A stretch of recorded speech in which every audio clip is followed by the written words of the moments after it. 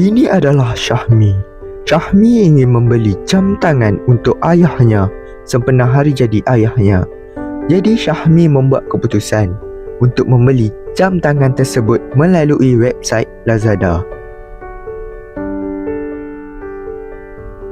Assalamualaikum dan selamat sejahtera. Seperti apa yang kita lihat, ini adalah website Lazada. Untuk mencari produk yang diinginkan oleh pengguna boleh tekan search yang berada di atas ini dan menulis produk apa yang diinginkan. Contohnya seperti jam tangan.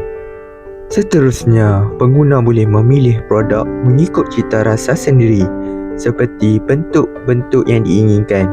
Kemudian, pilih produk yang diinginkan oleh pengguna.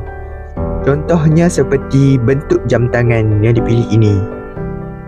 Selepas itu, pengguna boleh membuat pilihan mengikut cita rasa seperti memilih mengikut warna kegemaran.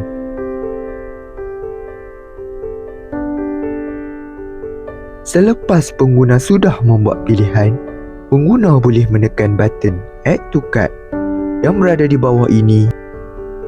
Selepas pengguna telah Add to Cart, pengguna boleh check out segera dengan menekan button Proceed to Checkout.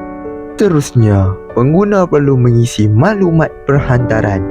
Antara maklumat yang perlu diisi oleh pengguna ialah nama penuh pengguna, nombor telefon, nombor unit rumah, negeri, bandar dan juga postcode. Cara pembayaran yang pertama ialah dengan menggunakan mobile payment. Langkah pertama, klik pada View All Method. Kemudian, pilih Online Banking. Kemudian, pilih bank yang anda ingin melakukan pembayaran. Contohnya, klik pada Bank Islam. Dan klik pada Confirm Selection. Kemudian, klik pada Place Order.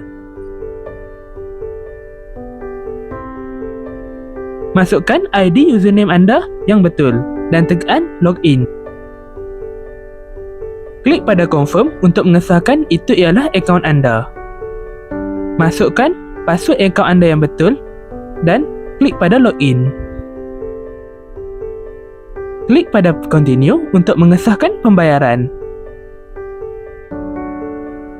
Cara pembayaran yang kedua ialah dengan menggunakan Online Credit Card Transaction. Langkah pertama, klik pada View All Method. Kemudian, klik pada Credit or Debit Card.